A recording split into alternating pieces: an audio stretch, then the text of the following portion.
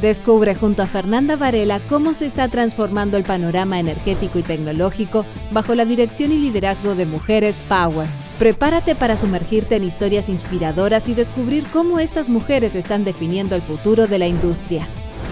Girl Power comienza ahora. Muy buenos días, sean todas y todos muy bienvenidos a un nuevo capítulo de Girl Power, este espacio semanal donde conocemos y conversamos a las mujeres que son parte activa y clave de la transición energética y la acción climática. Este jueves vamos a conversar con una abogada que tiene amplia experiencia en el sector eléctrico de Chile, que nos va a ayudar además a conocer un poquito más sobre un organismo clave en esta industria del que probablemente no conocen mucha en profundidad, porque ella trabajó más de 7 años en él, y me refiero al panel de expertos. Yo la verdad estoy muy intrigada por poder conocer un poquito más en detalle y poder que ustedes como audiencia también lo conozcan más a este organismo tan relevante. Pero antes, como siempre, tengo que saludar a nuestros auspiciadores que nos acompañan y hacen posible este programa, a RWE y a Enlight Chile, como también al Ministerio de Energía de Chile y la iniciativa internacional Women Energize Women, que nos apoyan con su patrocinio, y por supuesto a Pollux Comunicaciones, la agencia que produce este programa todas las semanas. Les invito entonces a que nos sigan en LinkedIn como Agencia Pollux y en Instagram como Agencia_Pollux. Y ahora sí, como siempre, después de esta introducción, presento a nuestra flamante entrevistada de hoy. Ella es Mónica Cortés, destacada abogada chilena, especializada en Derecho de la Energía y Regulación de Mercados. Es abogada de la Universidad de Chile, tiene un LLM en Derecho Regulatorio de la Católica de Chile, la Pontificia Universidad Católica de Chile. Y entre otros pergaminos cuenta con diplomado en regulación eléctrica, derecho administrativo económico y regulación y competencias, todos de la misma Universidad de Chile. Como les decía, por más de 7 años fue abogada secretaria del panel de expertos de la Ley General de Servicios Eléctricos y desde este año es socia del estudio jurídico Ferrada Neme, liderando también, por supuesto, el área de Derecho de la Energía. Mónica, muy bienvenida, qué rico que estés con nosotros esta mañana, ¿cómo estás? Muchas gracias. Gracias por la oportunidad de estar en este tremendo programa, así que encantada de conversar y de contarles mis experiencias en el panel y en lo que sea la industria. Maravilloso, Mónica. Yo la verdad te veía hace rato, tenía hace rato ganas de invitarte, pero ahí uno se nos va comiendo la máquina, porque de verdad me intriga mucho. No es que me intrigue saber lo que hace, porque uno en la práctica cuando está metido en esta industria sabe lo que hace, pero tenía muchas ganas de quienes quizás nos escuchan y no tienen esa cercanía puedan conocer un poquito más del panel de expertos que tiene este rol clave en resolver controversias, ¿no?, del mercado eléctrico. Y ahí partamos desde ya para que nos puedas guiar y contar cuál es el rol del panel de expertos, cómo funciona y cuál es la relevancia que tiene en el mercado eléctrico chileno. Ya, partamos entonces. El panel de expertos, su principal rol es resolver discrepancias que tienen que ver con el mercado de la energía. Inicialmente el panel de expertos estaba concentrado en el mercado eléctrico, pero hace algunos años atrás se le incorporaron competencias relativas al gas. Entonces hoy en día entendemos que es un panel de energía, porque tiene competencia un poquito más amplia, aun cuando si uno mira las estadísticas del panel, el mercado eléctrico se come la mayor parte del tiempo y la mayor número de discrepancias del panel de expertos. Y básicamente lo crítico es entender aquí que el panel actúa cuando hay problemas entre dos partes, cuando hay diferencias de opiniones, en los procesos regulados principalmente, a los cuales está sometido la industria. ¿Y de qué estamos hablando en particular? De procesos que siguen la Comisión Nacional de Energía, de tarificación, de calificación de instalaciones, de expansión de la transmisión, etcétera. Y en esos procesos, cuando las empresas se manifiestan en desacuerdo con las decisiones de la Comisión Nacional de Energía, pueden presentar discrepancias ante el panel de expertos. Este es como el núcleo central, el que se roba la película y el mayor número de competencias. Ahora, el panel tiene otras competencias que no tienen que ver solamente con la comisión, sino que también con el Coordinador Eléctrico Nacional. Todas las discrepancias que se producen respecto de las acciones del coordinador en su competencia y en su obligación de coordinar el mercado y de energía, tanto en la parte económica como en la operación, también pueden ir al panel de expertos. Y asimismo también en el acceso abierto a las instalaciones de las distintas empresas. Esos son como los dos núcleos más relevantes, por lo menos, que hay en el sector eléctrico. En gas tenemos otro. Hay otras competencias que no se han utilizado nunca del panel de expertos, como ante situaciones de crecidas en embalse. También pueden llegar las partes cuando hay un mutuo acuerdo por algún tipo de conflicto que no está normado en la ley, pero básicamente los grandes clientes que llegan al panel o el gran número de discrepancias tiene que ver con conflictos con la Comisión Nacional de Energía y con el Coordinador Eléctrico Nacional. Entonces, haciendo como es cuando clientes regulados principalmente tienen algún conflicto con alguno de estos organismos oficiales o relevantes que ya sea regulan o bien operan el sistema. No es un espacio que interfiere en discrepancia entre dos privados, ponte. Habitualmente no, pero también las hay.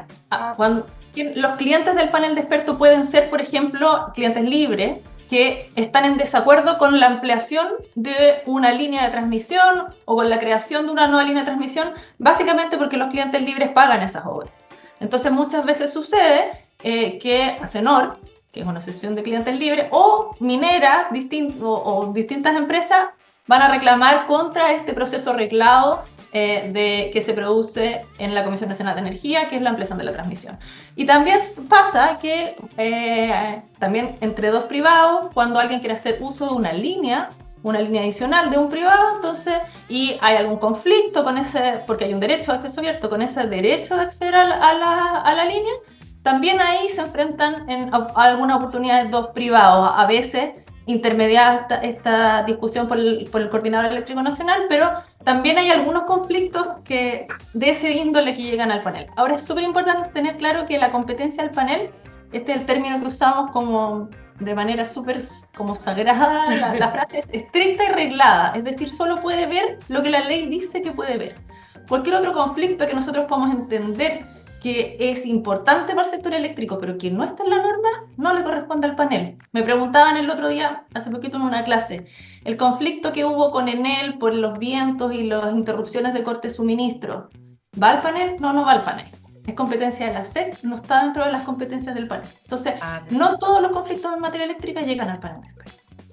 Mira qué interesante, ¿eh? Yo hubiera pensado que podían llegar más temas, pero claro, tiene una lógica bien especial. Y ahí quizás también, no sé si estoy equivocada, pero yo estaba mirando, voy a detenerme a mirarlo para no equivocarme. El nombre completo es Panel de Expertos de la Ley General Eléctrica, ¿no? Ese es el nombre correcto, que no conocemos. De la Ley General de Servicio Eléctrico, sí. Eso, Ley General de Servicio Eléctrico. Y eso tendrá relación, me imagino que nace con la Ley General de Servicios Eléctricos también. Quería preguntarte eso y si es muy chileno o el resto de los mercados de Latinoamérica también tienen su panel de expertos, quizás con otro nombre, o una innovación de Chile. El panel de expertos nace en el año 2004 con una ley que se conoce popularmente como la Ley Corta 1, la 19.940. Y esa es una ley que modifica y reestructura de manera bastante significativa la Ley General de Servicios Eléctricos, y ahí es cuando se crea este panel, y por eso se llama la Ley General de Servicios Eléctricos, no porque vea solo tema eléctrico, sino que porque su creación y sus principales disposiciones están en la Ley General de Servicios Eléctricos. Entonces, hoy también se menciona en la Ley de Servicios de Gas y en otras leyes también, pero la que define su forma de funcionamiento, le da la estructura, la forma en la que se eligen los integrantes, su remuneración y un montón de temas, está en la Ley General de Servicios Eléctricos. Y efectivamente, el panel de expertos es una innovación chilena, y es una innovación chilena muy admirada por las otras jurisdicciones. Yo hace algunos años tomé contacto con un grupo de investigadores mexicanos que estaban ansiosos por conocer al panel de expertos y muy envidiosos también, porque una de las grandes gracias del panel de expertos es que resuelve en tiempos razonables. Que esto en el mundo, pero y en Chile particularmente, es un lujo. O sea, una discrepancia en el panel de expertos puede estar resuelta en 3-4 meses, lo que es súper importante. Para las empresas esa certeza jurídica es crítica, independientemente de que les vaya bien o que les vaya mal. Obviamente siempre las empresas quieren que les vaya bien, y la comisión y el coordinador, tener zanjada la discusión en un tiempo razonable es una tranquilidad y les da la posibilidad de proyectarse y de administrar sus recursos de manera mucho más eficiente y que con esperas súper indefinidas como se dan en muchos otros ámbitos de la regulación nacional y que ustedes conocen. Y eso fue uno de los objetivos del panel. Pucha que los hay en este minuto. Tal cual. Así que es un objetivo cumplido y la verdad es que es una de las cosas que más se valora el panel de expertos, el tiempo en el que resuelve. Oye, Mónica, qué interesante eso, esta mirada que uno siente, siempre se le infla el pecho cuando escucha que nos están mirando y que los otros países quieren un poco seguir esta lógica. Uno se siente como, nosotros lo hicimos primero. ¿Cómo lo hace, ponte tú, México, que mencionabas? ¿Cómo lo hace en términos generales? No te pido que sepas necesariamente el detalle de todos los mercados, pero en términos de resolución de conflictos con el perfil o características que tiene el panel de expertos, ¿están movilizados, articulados en Latinoamérica por acotar un poquito de una forma similar? ¿Hay organismos que ven esto o se mueven más bien entre privados, netamente entre estudios de abogados? ¿Existe alguna especie de par dentro de la TAM? No hay un organismo que uno podría decir es equivalente, parecido, similar. En general, en las otras jurisdicciones se resuelven los conflictos de manera bastante similar a los conflictos que se resuelven en los otros mercados regulados. No hay un parangón en el panel de expertos, por lo menos en las latitudes cercanas a Chile. Así que, y de hecho, es tan emblemático el caso del panel de expertos que hay otros mercados dentro de Chile que lo han mirado siempre con mucha envidia, especialmente en telecomunicaciones. Han ingresado proyectos de ley a tramitarse para tener el panel de expertos de telecomunicaciones. Algunos han dicho, no, en vez de tener 2 paneles de expertos, pongamos todas las competencias de mercados regulados en el panel de expertos de energía. Y la gente de energía ahí salta y dice, no me toquen a mi panel. Sí. Pero podría hacerse, pues, ¿no? O sea, a mí me parece que si cumple un buen rol, efectivamente lidia en la resolución de conflictos, como dices tú, de forma rápida, que es innovador, que en el fondo es una patita que en tiempo récord, si lo queremos llamar de alguna forma, puede facilitar conflictos de larga data, si es que no se toman a tiempo. Perfectamente podría ser replicable en otros sectores, como dices tú, pero quizás hay voluntades aquí ya me puse a divagar, ¿no? Pero hay cambios, tienen que ser cambios de leyes profundos, me imagino, si este panel de expertos nace en una ley que entrega todas las características y cómo va a funcionar y hasta las remuneraciones de quienes van a ser parte de ese panel y el perfil. Quizás hay un tema ahí de voluntades regulatorias nomás, ¿no? Sí, efectivamente, posiblemente para varias industrias podría ser una solución. Bueno, de hecho en Chile hay 3 paneles de expertos. Nosotros conocemos el de energía, pero existe otro panel técnico de concesiones, pero ese panel, sus decisiones no son vinculantes y esa es una gran diferencia con el panel de expertos de energía. Son recomendaciones, pero de todas maneras su jurisprudencia se ha desarrollado bastante, ha crecido en la cantidad de causas que revisa. Este es un panel. Y el otro panel de expertos es súper famoso, el panel de expertos del Transantiago, de los 30 pesos. Que ese es un panel ad hoc que se junta para una decisión particular, que es una recomendación, tampoco es vinculante, respecto de las tarifas del antiguo Transantiago hoy Red. Y esos son los 3 paneles de expertos que tenemos con ese nombre, por lo menos en nuestra jurisdicción. Ese no sé si fue tan experto. Es lo que mira, no, es broma. Pero sí, yo creo que hay que darle un aplauso al panel de expertos, o a lo menos a Chile por contar con un panel de expertos, porque es una industria que no es fácil en este concepto y escenario de transición energética.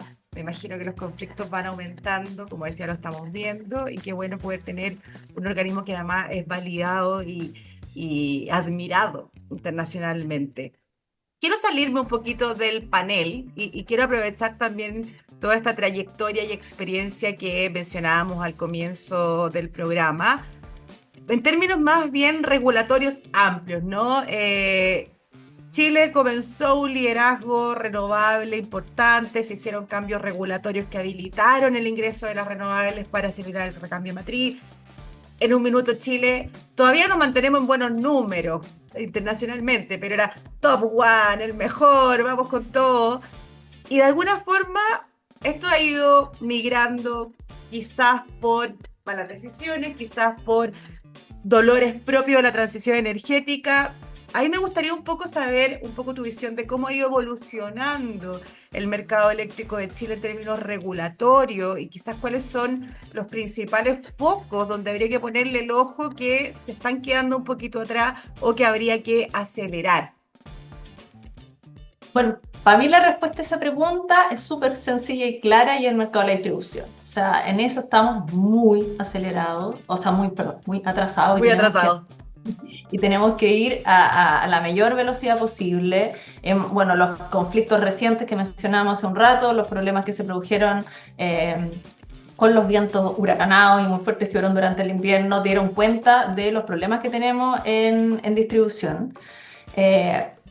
Para mí lo que ha pasado en este mercado básicamente da cuenta de que durante los años había un regulador que por cuidar el bolsillo de los chilenos, y ese también es parte de su función, ha atendido las tarifas a la baja, y siempre ha presionado por tener empresas de distribuidoras que funcionen con los recursos justos, digamos.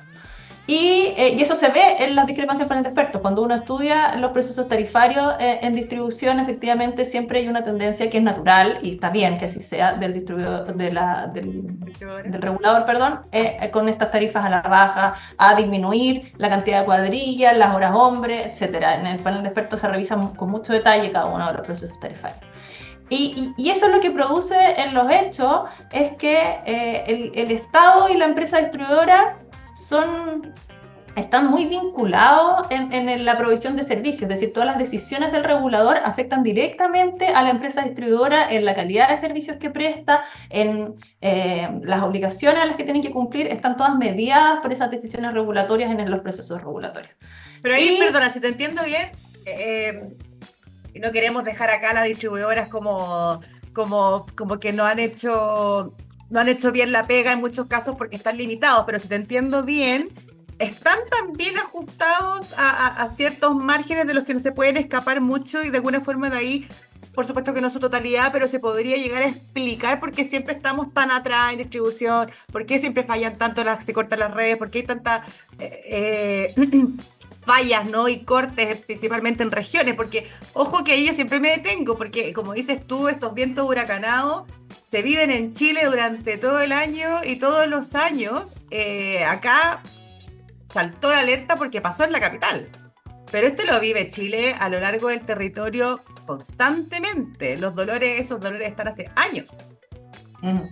Lo que quiero decir en el fondo es que cuando estamos hablando de empresas tan reguladas como son las distribuidoras, reguladas en sus tarifas, en su calidad de servicio y en un montón de aspectos, el Estado es tan responsable como la empresa distribuidora de los incumplimientos y de las faltas en la calidad de servicio. Y para mejorar eso necesitamos mejorar la regulación. La discusión de los medidores inteligentes hace algunos años atrás es una súper buena demostración de esto. Las empresas distribuidoras son ciegas a lo que pasa en los puntos en que los clientes se conectan a la red, porque el medidor no les transmite información de vuelta, y eso es algo que al día de hoy parece insólito. O sea, con la cantidad de tecnología que existe, y esos medidores están disponibles en el mercado hace muchísimos años, pero lamentablemente después del problema que hubo con los medidores inteligentes hace varios años atrás, eso no se ha podido implementar. Esa fue una pésima estrategia comunicacional. Si los medidores, hay un mal trabajo en términos comunicacionales, y se tomó pavor a los medidores, y la verdad es que yo estoy contigo, yo creo que eran parte de la solución. Sí, efectivamente. Los medidores inteligentes, en mi visión, nos ayudan a tener consumidores más inteligentes, que tienen capacidad de saber, de poder identificar cuándo les conviene consumir y cuándo no les conviene, poder tener una tarifa un poco más flexible que refleje las diferencias horarias, y que al mismo tiempo los clientes sean capaces de percibir eso, y que ellos puedan ayudar a aplanar un poquitito la línea de la demanda, la curva de la demanda, que hoy en día tiene un montón de fluctuaciones que hacen más difícil administrar el sistema eléctrico, pero que si los clientes tuvieran incentivos correctos podrían también actuar como de micro servicio complementario, en el fondo, bajando su demanda cuando el sistema lo requiere, y eso sería un tremendo aporte para nuestro sistema. Ahora, hace no tanto tiempo, no me acuerdo la cantidad de años, me puedo equivocar, pero serán 3, 4 años, quizás un poco más. Con la pandemia perdí 2, que siempre se me atrasa el mundo, pero yo creo que a todos nos pasa. Pero se discutió sobre una reforma a la distribución, que incluso está distribuida en 3 etapas, pero también quedó en nada, ¿no? Efectivamente, este es un tema, la reforma de la distribución, donde en general, obviamente que los diablos están los detalles, pero hay bastante consenso. Yo recuerdo haber ido también, de hace unos 5, 4 años atrás, a un tremendo evento que hubo, que hizo el Instituto de Sistemas Complejos con la Católica. Hicieron una gran demostración en Bochef. Había un montón de temas en los que habían acuerdos, temas macro, que había que reformar. Las empresas eléctricas y la Asociación de Empresas Eléctricas hace muchos años que está empujando por esta reforma. El regulador ha dado cuenta de que hay que hacer la reforma. El tema es que es compleja, que es larga, es un tema árido de tramitar, que se tiene que tramitar en primera instancia en el Congreso, porque es una ley, es materia de ley, está hoy en día regulado en la ley. La verdad es que probablemente porque han habido distintas prioridades, distintas urgencias, nos hemos dedicado a otros temas, pero quizá hay que poner la urgencia, Mónica, y aquí como hay otras urgencias, por supuesto, hay urgencias en variados puntos, porque estamos en una transición energética que abarca 25.000 focos, pero es importante que caminen a la vez. Entonces, tal como hemos... y acá vamos a poner como activista, pero tal como hemos hecho un llamado tan fuerte de que no puede ir la generación tanto más rápido que la transmisión, que le pongan el acelerador a la transmisión, que se habiliten también esos espacios, esas licitaciones, que se proyecte de mejor manera, que se planifique de mejor manera, no podemos tener una distribución de los 80 que acompañe este proceso de transición energética. Entonces, como que acá yo creo que también falta ponerle que todos planteemos como una urgencia, igual que las otras urgencias, porque si no la cuestión no camina. Sí, muy de acuerdo. Efectivamente, tal como tú dices, la regulación de distribución es muy antigua. Han habido algunas reformas, particularmente enfocadas en las licitaciones para clientes regulados, pero son modificaciones bien laterales, no son centrales, y finalmente no repercuten en lo que más interesa en este minuto, que es en la calidad de servicio y en cómo facilitamos que el suministro de energía no se interrumpa, sea lo más constante, se recupere en los plazos que corresponde. En el fondo, la seguridad de servicio para el cliente final. Eso es lo que debemos empujar con la reforma de distribución. De todas maneras, que ahí el asesor también ha hecho harto en términos de lo que es generación distribuida, también tiene ahí un vínculo directo para que se empuje un poquito más también, se reforme la distribución. Mira, acá hablamos de calidad de servicio, de alguna forma también pasamos por mejor servicio para las personas, ¿no? Dentro de la conversación entre líneas también se lee. Quiero irme a lo que es inversiones también, porque desde tu experiencia regulatoria siempre hablamos mucho de... Y vuelvo al punto anterior, ¿no? Chile posicionado, líder tremendamente certero en términos regulatorios, con una base política, geopolítica. Era todo puras flores.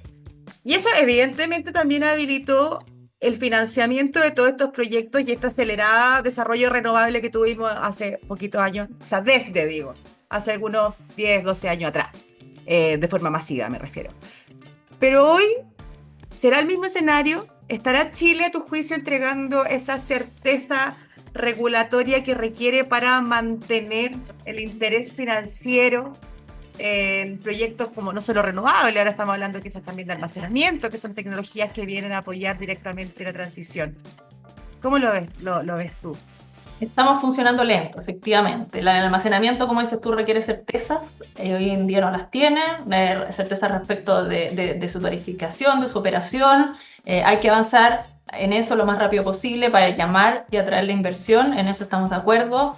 Bueno, como debes saber, el proyecto ley de subsidio hoy en día está fuertemente creando problemas respecto a la inversión, que se venden en los PMGD, que si bien hoy en día el proyecto ley, bueno, no sabemos muy bien en qué va a terminar. Claro, pero efectivamente si bien pareciera atacar solamente a ese pilar, el de los PMGD, la verdad es que cuando el regulador da señales, le da señales al mercado completo. Entonces, efectivamente, tomar decisiones que pueden cambiar cuáles son las expectativas y cuáles son la cancha en la que se definió una inversión, no solamente para los PMGI, sino que para el resto de los proyectos también, que requieren financiamiento. Ahora, ojo, que no todos los proyectos se financian de la misma manera, pero para aquellos que están buscando financiamiento bancario puede resultar en problemas en encontrar ese financiamiento, detener la inversión. Entonces, evidentemente las señales que está emitiendo el regulador constantemente afectan la inversión y hay que ser súper criterioso y súper responsable cuando se dan discursos a la comunidad, cuando se ingresan y se tramitan proyectos de ley. Esta es una industria que, tal como tú dices, ha tenido un importante desarrollo en el país, y ese desarrollo no es porque nosotros seamos un país lindo o porque tenemos solamente buenos recursos naturales, que los tenemos, sino que además porque ha habido certeza y porque ha habido facilidades para quienes quieren invertir y para quienes quieren traer su lucas y su tiempo a desarrollar proyectos. Cuando eso se pierde, cuando el regulador deja de emitir esas señales, incluso es contradictorio con señales anteriores, estamos en riesgo. Estamos en riesgo de seguir creciendo al ritmo que lo veníamos haciendo, de poder cumplir las metas que nos hemos puesto en materia de transición energética. Así que sí, de todas maneras hay un llamado bien importante a pensar en el fondo las medidas. Si cambios hay que hacer, nadie quiere estabilidad regulatoria para siempre y que las instituciones se mantengan pétreas, pero sí tienen que ser con altura de mira y con visión de cómo esto puede afectar la inversión y los mercados del sector. Y algo que se escucha harto también, Mónica, totalmente de acuerdo con todo lo que planteas, y estamos súper en la misma línea, pero se plantea mucho, y tú lo dijiste, por eso lo quiero reforzar, no es que no se quieran generar cambios, no es que no se estén visualizando que hay que hacer modificaciones en ciertos puntos. Yo he conversado también en este mismo programa con varias mujeres que están vinculadas con el mundo PMGD y que dicen, oye, tenemos que ver el precio estabilizado, ¿ok? Y probablemente tenemos que partir por casa, pero no podemos hacer vista gorda de lo que se reguló anteriormente y pasar por encima de todos los contratos que tenemos, porque eso la verdad no es viable y no se puede, ¿no? Entonces yo creo que hay que tener ojo, yo no soy abogada, por eso te dejo a ti esa reflexión, pero yo creo que va un poquito para allá, sentarnos nuevamente, conversar qué es lo que se hizo, qué es lo que se requiere cambio, y cómo lo hacemos sin impactar de golpe a quienes que pusieron esfuerzos, presupuesto, pasión y como queráis llamarlo, los proyectos que están actualmente andando y en curso. Sí, no, yo estoy absolutamente de acuerdo con esa visión y básicamente porque eso da cuenta de en qué calidad se invierte en Chile, con qué condiciones, con qué objetivos de largo plazo. Es súper importante tener claro que por lo menos en el caso de los PMGD hubo una política de Estado. Podemos estar de acuerdo o en desacuerdo con esa política, pero se implementó y la gente respondió a esa política. Si hoy en día consideramos que ya estuvo bien, suficiente, o estuvo mal, entonces hay que reformarla, hay que hacerlo, no hay ningún problema con eso, pero con la normativa transitoria que corresponde. Y eso es súper importante tenerlo presente. En el derecho, cuando uno crea normas, crea disposiciones transitorias que básicamente permiten ir modificando la regulación desde un régimen hacia otro distinto. Y está bien. Pero esa normativa transitoria tiene que ser bien pensada y tiene que resguardar los intereses de los terceros que invirtieron ahí, de la visión que tiene el mundo de nuestro país. Para eso hay que construir buena normativa transitoria y estos cambios intempestivos que no contemplan transitoriedad y que después no la compensan cuando se producen daños económicos relevantes, son peligrosos. Lo estamos viendo, es súper difícil como ciudadanizar la problemática del congelamiento y descongelamiento de tarifas, por ejemplo, pero eso también apuntaba a un escenario complejo, específico, ¿no? Pero que ahora se ve y se refleja en alzas que impacta a la ciudadanía, que no la entiende, que se sienten abusados, ¿cachai? Cuando creo que hay mucho de lo que dices tú, estas regulaciones así como, llamémosla improvisada nomás, aunque apunten a veces a buenos objetivos o con un espíritu muy positivo, finalmente a la larga o a la corta nos pegan y afectan y nos afecta a todos. Estamos en el tiempo, Mónica, pero una reflexión muy al cierre con todo lo que hemos hablado en términos de, en el fondo tenemos un sistema que es robusto en términos de mercado eléctrico chileno, ¿no? Energético, si lo queremos ampliar también, por supuesto. Tenemos los recursos. Tuvimos una certeza regulatoria que permitió también tener los ojos de los inversionistas acá. Tenemos la voluntad, yo creo, de ser un país que quiere ponerle el corazón a la transición energética y a una transición energética justa. Si tuvieras que dejar como un mensajito al cierre a quienes nos están viendo para identificar a dónde le pondrías la ficha o las fichas para mantener este liderazgo de largo plazo, diálogo, regulación, acercamiento con las comunidades, quizás un mix de todo. ¿Qué necesitamos para seguir en esta senda? Mira, yo creo que lo importante y lo que nos ha pasado estos últimos años es que lo urgente se ha comido lo importante. Y obviamente hay que responder a lo urgente, PEC, urgente, pero hay cosas importantes que tienen que estar trabajándose siempre en paralelo y que no podemos olvidarlas. La agenda de corto plazo y la agenda de las urgencias no se puede comer la agenda de las reformas importantes, como la distribución, como lo que estamos haciendo ahora con las mejoras en las licitaciones de transmisión, por ejemplo, u otros aspectos que nos van a ayudar un poco a poner al día en la transmisión, como la regulación del almacenamiento y los detalles necesarios para que pueda operar con certeza jurídica. Esas son las cosas importantes, entre varias otras, pero y que no podemos dejar de lado por la urgencia. Esa yo creo que es mi reflexión, y quizás eso se puede hacer teniendo equipos dedicados a las distintas cosas, en el fondo, y no focalizar todos los recursos en la contingencia. Me encanta, me quedo con eso, que la urgencia no se coma o no quite el trabajo de las cosas que son importantes, porque esta es una industria relevante, estratégica y de larguísimo plazo. Ni siquiera larguísimo plazo, y hay que verla con tiempo.